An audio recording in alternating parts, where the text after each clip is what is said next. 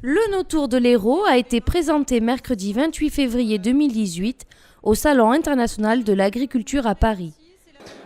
La carte d'identité de l'Hérault est forgée par ses paysages et ses vignobles. Nos vignerons sont les architectes du paysage. Lorsqu'ils taillent leurs vignes, lorsqu'ils sont là avec beaucoup de précautions, beaucoup d'attention, eh bien, ils sculptent notre paysage. Et puis, nos vins sont l'ADN de l'Hérault.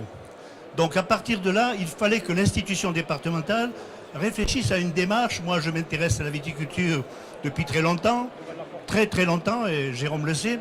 Et lorsque je suis devenu président de ce département et que j'ai constaté qu'il y avait 6 territoires labellisés par Atout France, vignobles et découvertes, qu'ils avaient chacun des routes des vins dans leur territoire, 24 routes des vins, je me suis dit, il faut relier tout cela par un No-Tour d'Hérault. Première nationale, le Guide du Retard a signé une convention avec le département de l'Hérault pour éditer la version 2019 du guide de l'No-Tour. Ce qui est impressionnant pour moi en tant qu'éditeur, c'est l'énorme travail qui a déjà été fait et qu'on nous présente sur un très beau plateau. Les itinéraires sont conçus, parfois c'est nous qui le faisons. Les étapes sont imaginées, les contacts sur les ouvertures des caves sont déjà prévus. C'est formidable. Alors qu'est-ce que le guide du routard va apporter? Eh bien la commercialisation tout simplement.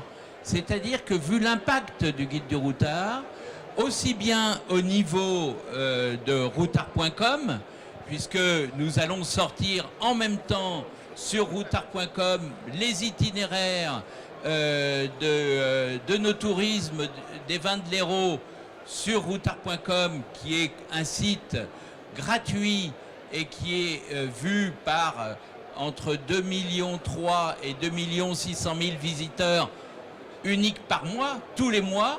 Donc c'est quand même une grande visibilité pour vous.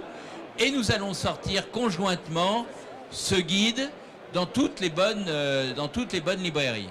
Félicitations à toutes et à tous pour cette dynamique collective et surtout cette volonté de travailler sur la qualité. C'est indispensable que nous soyons cette région touristique, la région du bien vivre, du bien manger et la région où nous savons mettre en avant notre authenticité et la qualité de nos produits et la qualité de l'accueil.